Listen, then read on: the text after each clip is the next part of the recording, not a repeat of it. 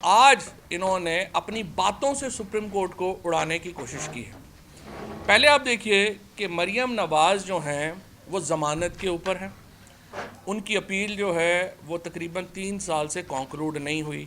उन्होंने कोई ज़िक्र नहीं किया कि कैसे इतने बड़े फ्रॉड में मुलव्वस खातून जो है वो बेल के ऊपर है और फिर जुडिशरी के ख़िलाफ़ प्रेस कॉन्फ्रेंसेस कर रही है।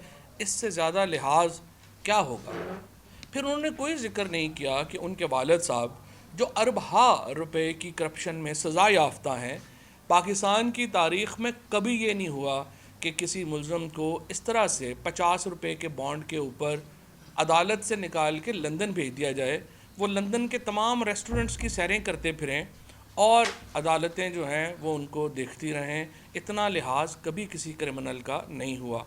बादशाह खान की जो पाकिस्तान के लिए खिदमात है, बादशाह खान की पाकिस्तान के लिए कोई खिदमात नहीं है। वो तो कांग्रेस के लीडर थे और उन्होंने पाकिस्तान बनने की हद दर्जा मुखालफत की। उनकी अपनी एक पॉइंट ऑफ व्यू था और वो एक हिंदुस्तान के बड़े लीडर थे, लेकिन पाकिस्तान से तो उसका कोई ताल्लुक़ नहीं था। उन्होंने तो पाकिस्तान में दफन होना भी पसंद नहीं किया, काबुल जाके दफन हुए। इसी तरीके से जो बिलावल भुट्टो कहते हैं कि जुल्फ़िकार अली भुट्टो की जो फांसी है, आपका जुल्फ़िकार अली भुट्टो से उनकी पॉलिसी से सिर्फ़ एक ही ताल्लुक़ है कि आपने बेनज़ीर भुट्टो के घर जन्म लिया, वरना तो जो आप सिंध में सिंधियों के साथ कर रहे हैं, जो जहाँ पे 14 साल से आपकी हुकूमत है, आज बारिश होती है पूरा सिंध कराची जो है वो एक बिल्कुल समझिए कि डैम बन जाता है।